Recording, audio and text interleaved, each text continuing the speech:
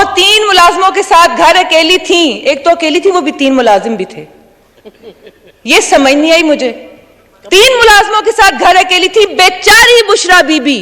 तो मरियम नवाज के बारे में आप खड़े होकर तकरीर में लीडर साहब क्या फरमा रहे हैं, मानी खेल जुमले कस रहे हैं उसके हस्बैंड का नाम लेके, और बुशरा बीबी ऊपर से उतरी हुई है। और उन्हीं बाजवा साहब वालिद साहब के साथ इन्होंने वो सलूक किया, उससे भी बुरा, जो रिटायरमेंट के बाद नाफरमान औलाद भी बाप के साथ नहीं करती। जब लीडर खुद खड़े होकर जलसों में लोगों की मां बहनों की बात करता है, उसके बारे में बात नहीं की जा सकती। ये किस किस्म का लीडर है? इतना डरते हैं तो फिर घर से निकलते क्यों है? पीछे बाराती, आगे बैंड बाजा, आए दूल्हे राजा। वो खुद सबसे बड़ा बदइखलाक इंसान है जिसको बात करने की तमीज नहीं है। मेरी बेचारी बुशरा बीबी घर में अकेली थी 3 मुलाजमों के साथ, वो बेचारी थी।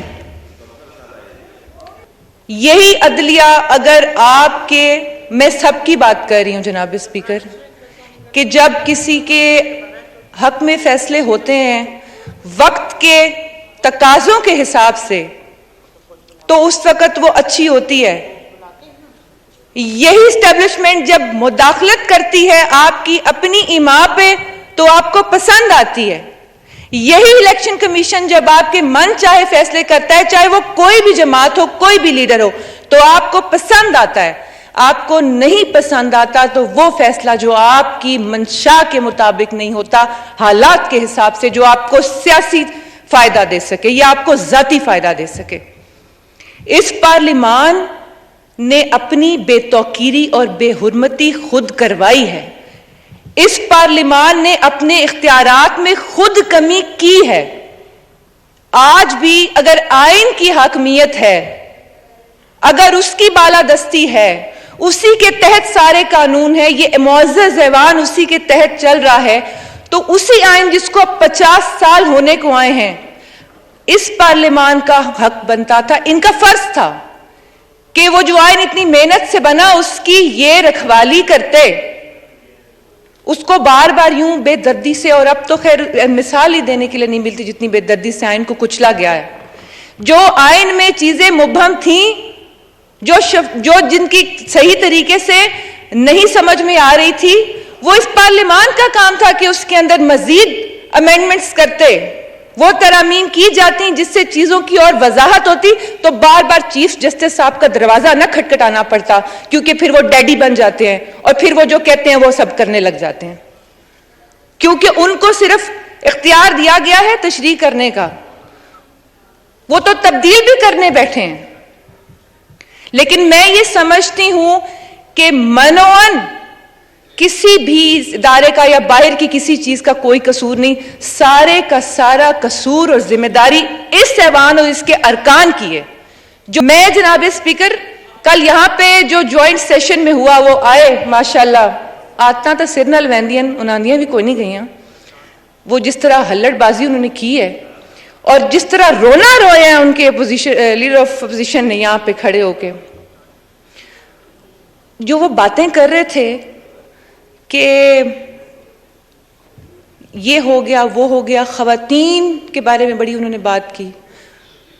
एक ही खातून है बुशरा बीबी, कोई और खातून नहीं है। वो 3 मुलाजमों के साथ घर अकेली थी, एक तो अकेली थी, वो भी 3 मुलाजिम भी थे।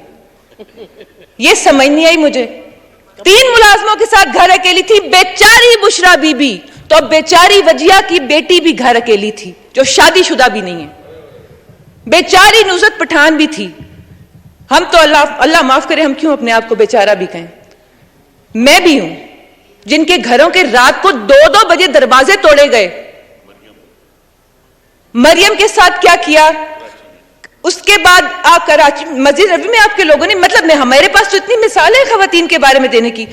मरियम नवाज के बारे में आप खड़े होकर तकरीर में लीडर साहब क्या फरमा रहे हैं, मानी खेल जुमले कस रहे हैं उसके हस्बैंड का नाम लेके, और बुशरा बीबी ऊपर से उतरी हुई है। आपको ख्याल आ रहा है कि पुलिस ने ये कर दिया वो कर दिया, तो आपके अपने MLA किया, लॉजेस में आके दरवाजे तोड़े गए, जहां जहां हमारे घर थे उनके दरवाजे तोड़े गए। आपने अपने वर्करों को उकसाया और उनको कहा इनको, और बच्चों की बात करते हैं, कहते हैं कि तुम लोगों के बच्चों से कोई शादियां नहीं करेगा। शादियां तो हुई हैं अल्हम्दुलिल्लाह, हमारे 4-5 MNAs के बच्चों की बड़ी धूमधाम से हुई हैं। ये इस लेवल पे आके बात करते हैं, ये किस मुंह से बात करते हैं? फिर कहते हैं धरती मां होती है, विरासत मां के जैसी होती है। पूरा जुमला नहीं करते, बाप के जैसा बाजवा होता है, वो भूल जाते हैं। उस वक्त कहते, मैंने नहीं कहा, ये वो कहते हैं कि बाजवा साहब कौम के बाप हैं, वालिद हैं, और उन्हीं बाजवा साहब वालिद साहब के साथ इन्होंने वो सलूक किया, उससे भी बुरा, जो रिटायरमेंट के बाद नाफरमान औलाद भी बाप के साथ नहीं करती। और ये वो नाफरमान नाहलफ औलाद निकली जो कहती है कि जनरल बाजवा ने अपने हलफ से गद्दारी की। वो भूल गए कि वो जब 2013 में बंदे इकट्ठे कर रहे थे, बिलखुसूस 2018 के इलेक्शंस में जब हुआ सारा कुछ, वो हलफ से गद्दारी नहीं थी। वही आपको सबसे अच्छे आर्मी चीफ लगते थे, उन बेचारों ने क्या कसूर आपके साथ कर दिया नेकी करके। फिर उसके बाद आपने उनको एक्सटेंशन दी, फिर आपने उनको कौम का बाप बनाया। आपको नहीं 4.5 साल में नजर आया कि वो अपने हलफ से गद्दारी कर रहे हैं, क्योंकि वो आपको सपोर्ट कर रहे थे, आपकी हाँ में हाँ मिला रहे थे, आपके लिए सारी जिस तरह आपने फरमाया है, आप ये सब कुछ उन्होंने फरमाया, मेरा एक लफ्ज भी नहीं है इसमें, मैं सिर्फ दोहरा रही हूं। तो वो सब मीठा मीठा हप हप और कड़वा कड़वा थू थू, और अब जिस तरह आपने फौज को बदनाम कर दिया, उनके साथ भी वैसे ठीक ही हुआ, क्योंकि जिस बेदर्दी से इस मुल्क के साथ खेला जा रहा है जनाब स्पीकर, और ये आप जरा अंदाजा लगा लें इस ऐवान की हसासियत का, इनकी संजीदगी का, कि पूरा ऐवान खाली पड़ा है और बड़े इंपॉर्टेंट बातें हो रही हैं यहां पे। अमेंडमेंट्स जो एक कमरे में भी होंगी और पेपर यहां पे आ जाएगा आपके सामने, और वो तालियां शालियां डस्ट बजा के वो पास भी हो जाएगा। मसला ये है स्पीकर साहब कि लोटों की बात इन्होंने की है, हम अभी भी सुनते हैं। ये आज भी एक मुअज़्ज़ज़ मेंबर फरमा रहे थे, कल भी लोटे लोटे लोटे लोटो की आवाज आ रही थी। मैंने इनसे पूछना है कि परवेज इलाही को हार पहनाते वक्त कहा था कि वेलकम लोटा साहब आप आ रहे हैं। शेख वकास को इसी तरह अभी पिछले दिनों जो ज्वाइन किया उसको भी कहा बहुत बड़े लोटे, खुश आमदेद। जमशेद दस्ती भी फिर वो कितना बड़ा लोटा होगा। ये जो पीटीआई में आ रहे हैं ड्राई क्लीनिंग मशीन से निकल के, ये वो भट्टी है जिसमें वो प्लास्टिक पिघल जाता है, लोटे की शेप तब्दील हो जाती है, वो गुलदान बन के बाहर निकल आता है, उसके अंदर फूल भी लगे होते हैं। नहीं, वो लोटे की शक्ल चेंज हो जाती है, वो रिसाइकल होते हैं, वो गुलदान बनते हैं, उसमें से फूल निकल रहे होते हैं, और वो इनकी जमात में सारे फूल आ जाते हैं, ये गुलदस्ता बन जाता है। और ये जो गुलदस्ता है, वो जो लीडर साहब हैं, जो माशाल्लाह, मैं इस वक्त खड़े होके मैं पूरी पाकिस्तान तरीके इंसाफ को चैलेंज करती हूं कि वो अपने लीडर की कही हुई एक बात सच साबित कर दें, सिर्फ एक, लंबी चौड़ी नहीं, सिर्फ एक बात जनाब स्पीकर वो साबित कर दें। और दूसरी बात यह है कि ये कहते हैं ना, आज भी फरमा रहे थे कि खान साहब ने ये किया, आपने, इधर से भी यही होता है, आपने यूं कर दिया, मसला यही है ना कि आपने यूं किया और आपने यूं किया। मैं कहती हूं खान साहब की सारी बातें ठीक, मिसाल के तौर पे वो जो कहते हैं, इल्जाम लगाते हैं लोगों पे, बाकी लोगों पे, एक मिनट के लिए मान लें कि वो दुरुस्त, लेकिन आपने जो किया वो भी साथ माने, तो फिर आप ये बताएं कि आप में और बाकियों में फर्क क्या रह गया? आप फिर हुसैनियत के झंडे पकड़ के क्यों चल रहे हैं? आप दीन को बीच में क्यों लेके आ जाते हैं? दीन इतनी कमजोर चीज नहीं होती कि उसको खतरा हो किसी से। जब भी कोई लीडर जब दीन की बात करते हैं ना, तो खतरा उनको खुद होता है, वो अपने आप को बचाने के लिए दीन की बात करते हैं। रियासत मदीना का तो लफ्ज भी इनके मुंह से अच्छा नहीं लगता। मेरा ख्याल है तो उनको लिखना भी नहीं आता होगा कि रियासत मदीना लिखते कैसे हैं, बोलना ही नहीं आता खातून नबी। ये पता नहीं किस मुंह से बोलते हैं। दुरूद शरीफ पढ़ते हैं तो जबान कब कब आती है, तलफ्फुज दुरुस्त नहीं है इनका। मैं मजीद जातियात में नहीं जाना चाहती, लेकिन एक लीडर है ना, तो लीडर पब्लिक प्रॉपर्टी होता है। लीडर के बारे में इतनी बात तो की जा सकती है ना। जब लीडर खुद खड़े होकर जलसों में लोगों की मां बहनों की बात करता है, उसके बारे में बात नहीं की जा सकती। ये किस किस्म का लीडर है जो सुबह को बात और करता है, शाम को बात और करता है? मैं फिर कह रही हूं कि सारी बातें ठीक, आपने क्या किया, तो फिर आपको और इसमें फर्क आप में क्या रह गया? आप बात आज कर रहे हैं, जिस तरह से अदलिया की बात करते हैं, जो अल्फाज इस्तेमाल करते हैं, मैं तो बाकी बातें तो छोड़ देना, भी जलसों में खड़े होकर जो जुबान इस्तेमाल कर रहे हैं, जो वो लफ्ज इस्तेमाल कर, मैं यहां नहीं बोल सकती क्योंकि मुझे पता है आपने एक्सपंज कर देना, मैं नहीं बोलूंगी, लेकिन आपको पता है कि मैं क्या बोल रही हूं। वो जिस तरह बात करे, फिर उकसाते हैं, लोगों को उकसाते हैं, और फिर उकसाने के बाद फिर मासूम बन जाते हैं। फिर कहते हैं मैं अल्लाह के अलावा किसी से नहीं डरता, काला कपड़ा पहन के जाऊंगा अदालत में क्योंकि डरता हूं।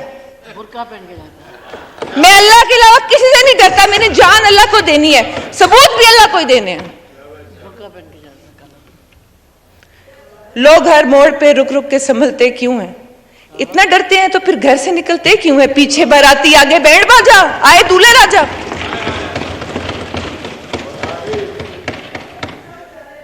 ये हर बात, हर बयानिया, हर इल्जाम, सब कुछ गलत। मैंने अभी लोटों की बात की डिप्टी स्पीकर साहब, तो वही तो बात है ना कि वो उधर गुलदान बन जाते हैं, इधर वो तो वेलकम करने का, जैसे मैंने बताया है। तो हर चीज के बारे में मैं क्या उस शख्स के लिए ये कह सकती हूं कि ये जनाब शेख का फलसफा है अजीब सारे जहान से, जो वहां पियो तो हलाल है, जो यहां पियो तो हराम है। ये रियासत मदीना के अलंबरदार ने हलाल और हराम की तमीज सिखाई है, जो अखलाकियात का दर्स देते हैं, और वो कहते हैं कि इस्लाम में अखलाकियात बड़ी बुनियादी चीज है। वो खुद सबसे बड़ा बद इखलाक इंसान है जिसको बात करने की तमीज नहीं है। उन्होंने अपने वर्क, मैं तैयार हूं ज़हनी तौर पे कि अब फिर जब ये स्पीच बाहर जानी है तो नीचे जो एक गालियों का सिलसिला शुरू होना है पीटीआई की तरफ से, वो भी एक काबिले दीदी चीजें होनी है, क्योंकि हम तो 11 माह से ये बर्दाश्त कर रहे हैं, और फिर इन्हें वो औरत याद आ जाती है। मेरी बेचारी बुशरा बीबी घर में अकेली थी 3 मुलाजमों के साथ, वो बेचारी थी और नंगा करके मारा गया। और मैं जनाब स्पीकर, ये कहते हैं अखलाकियात, कौन सा अच्छा दर्स इन्होंने अपने वर्करों को दिया है? पुलिस के आगे आके कहते हैं इनसे लड़ो, इनको मारो, और फौज का तो मैं समझती हूं इलाज भी यही है, जो कहते हैं अब आपको फलान जगह से कॉल है तो आपने धमकी आगे से देनी है इनको कि हम आपके साथ ये करेंगे। ये इस तरह की बातें करते हैं। फिर ये कहते हैं कि मैं अपने टाइगर्स को ये कह रहा हूं। मैं टाइगर्स से पूछती हूं, अवाम बाशऊर है, अल्लाह ताला ने आपको हिम्मत भी दी है, हौसला भी दिया है, शऊर भी दिया है। ये कभी पूछें तो सही इमरान खान से कि 4.5 साल में आपको कितने यूथ के लोन मिल गए सिवाय उस्मान डार के हल्के के लोगों के? फिर जो बेनजीर इनकम सपोर्ट के साथ भोंडा मजाक किया गया, कितने लोगों को वो कर्जे और कितनी खवातीन को मिल गए? बाकी लंबे चौड़े प्रोजेक्ट्स में मैं तो जा ही नहीं रही। और तौबा तौबा तौबा, मैं रियल स्टेट्स का नाम नहीं लूंगी, बिल्कुल भी नहीं लूंगी। अनटचेबल्स हैं वहां पे, नैब का जिक्र करने ही बेकार है, क्योंकि मैंने कहा ना, हलाल और हराम की जो तमीज है, और जैसे लोटों की बात है, तो नैबज़दा अगर आपकी अपनी कैबिनेट हो तो मैं तो इस इंसान के कॉन्फिडेंस की दाद देना चाहूंगी। मैंने अपनी जिंदगी में ऐसा इंसान नहीं देखा जो इतने कॉन्फिडेंस के साथ इतने झूठ बोलता हो, जिसकी बॉडी लैंग्वेज कमाल की हो कि बंदा अप्रिशिएट करने पे मजबूर हो जाए, खुद भी लगे कि ये सच कह रहा है। और इस जितना मजलूम इंसान कोई नहीं। बात जनाब स्पीकर, प्राइम मिनिस्टर साहब ने कहा कि हमें अमेंडमेंट्स लानी चाहिए। मैंने पहले ही अर्ज की हमारा अपना कसूर है, तो